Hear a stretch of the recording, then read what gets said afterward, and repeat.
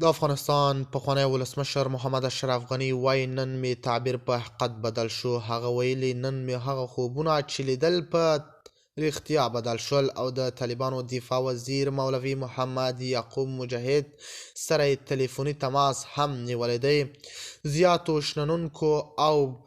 زیاتو چارواکو په دې خبره باندې تحقیر کړی دی چې د ښاغلي غني ویلي دي نن مې تعبیر په حقیقت بدل شو. د دې خبرې موخه څه ده او د طالبانو دفاع وزیر مولوي محمد یعقوب مجاهد سره د تلیفوني خبرو په اړه څه دریځ درلود او د څه په اړه یې خبرې کړې دي. د تان ټي وي چینل درنو لیدونکو سلام، ستړي مشئ، وخت مو په خیر. په سر کې یادونه کوم که تان ټي وي چینل مو نوي سبسکرایب کړئ، د نورو مهمو خبرونو لپاره تان ټي وي چینل په درنښت سبسکرایب کړئ.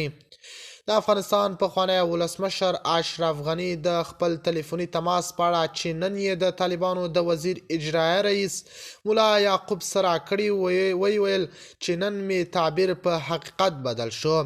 د غني دغه څرګندونې د هغه په هغو پخوانیو پلانونو او توقعاتو پورې اړه لري چې په اړه یې په هیواد کې د سولې او امنیت د بیا راوستلو لپاره کوښښونه کړي ول.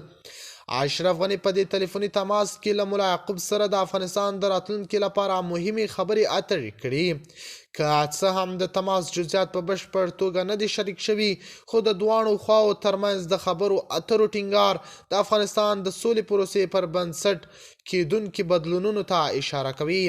د دې تماس په اړه یوازې څو څرګندونې شوي، خو ځینې منابع وایي چې اشرف غني د افغانستان د راتلونکي په اړه د خپلو وړاندوینو پر اساس خوشبیني ښودلې.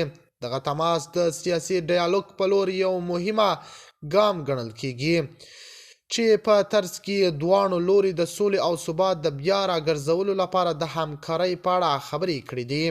په دې تماس کې چې د افغانستان د سیاست د مهمو شخصیتونو ترمنځ شوي، د افغانستان د موجود وضعیت، امنیت او د سیاسي جوړښت په اړه نظرونه تبادله شوي دي. د تان ټي وي چینل درنو لیدونکو تر بیا ښې چارې.